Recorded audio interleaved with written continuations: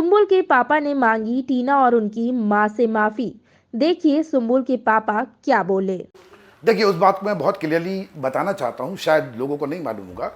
Weekend के वार के बाद मेरी तबीयत बहुत ज़्यादा ख़राब हो गई थी। मेरा ब्लड प्रेशर बहुत हाई हो गया था और मैं ऑलरेडी ब्लड प्रेशर का पेशेंट हूँ और हार्ट बीट भी बहुत बढ़ गई थी। तो उस दिन मेरी बेटी ने मेरे को दवाई खिला दी, मैं सो गया था। सुबह फिर मेरी हालत ख़राब होने लगी थी, तो मेरे को इमीडिएट हॉस्पिटलाइज कर दिया गया।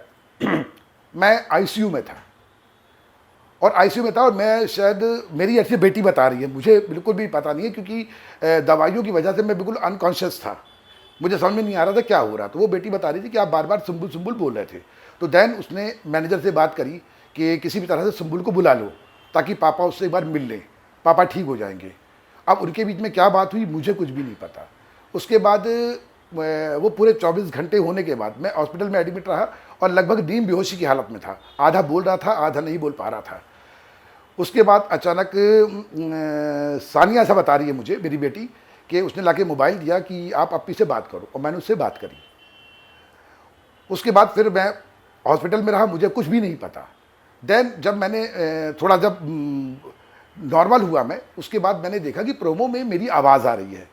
तो मैंने सानिया से पूछा, बेटा क्या है? तो बोले पापा जो आपने फ़ोन पे बात की थी ये वो है। उसके बाद जब मैं डिस्चार्ज होके आया घर जाके फिर मैंने पूरा एपिसोड देखा, तो पूरा कन्वर्सेशन सुना। उसके बाद मैंने सानिया से पूछा, बेटा क्या यही सब मैंने बोला है? तो उसने बताया हाँ पापा। फिर मुझे खुद बहुत अजीब लगा, स्पेशली दो शब्दों के लिए।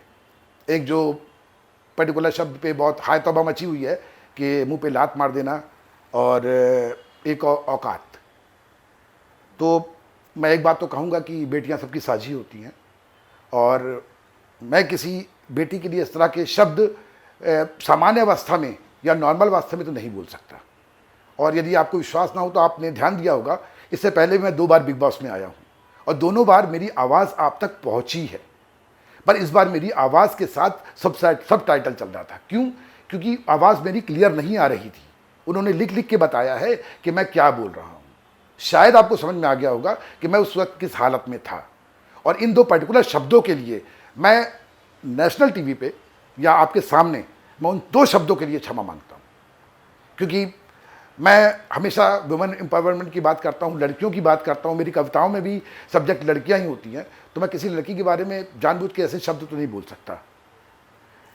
और इसके लिए मुझे माफ़ी मांगने में कोई भी शर्म नहीं है, क्योंकि ये लफ्ज़ मैंने ना तो कभी बोलना चाहे हैं और ना मैं अपनी बेटियों को कभी सिखाया है।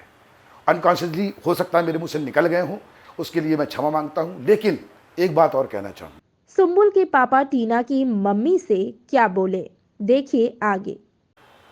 एक मेरे शब्द से आप कितना आहत हुई, आपकी आंख से आंसू निकले।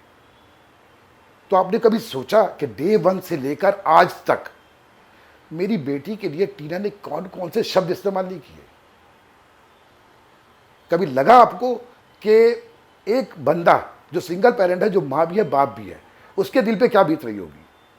कम से कम आप बड़ा दिल दिखाकर एक बार मुझको फ़ोन करके बोलती कि मेरी बेटी ऐसा बोल रही है, उसके लिए क्षमा। और मेरे एक शब्द से हाहाकार मच गया है। तो ये तो मेरे को, हालांकि मैं अपने आप को जस्टिफाई नहीं कर रहा हूँ कि ये शब्द बोलकर मैं उसको जस्टिफाई करूँ, नहीं, ये शब्द गलत है और मेरी शब्दकोश में ये शब्द नहीं थे। अनकॉन्शियस हालत में मेरे साथ ये हुआ है, उसके लिए मैं क्षमा मांगता हूँ। लेकिन जिस तरह से आज भी, इतना होने के बाद भी आपकी बेटी मेरी बेटी का बोल रही कि मैं इसका जीवन नरक कर दूंगी, तो मेरे को लगता है कि मैं एक शब्द के लिए आके माफ़ी मांग रहा हूँ, तो आपको 50 दिन के हर शब्दों के लिए माफ़ी मांगना चाहिए।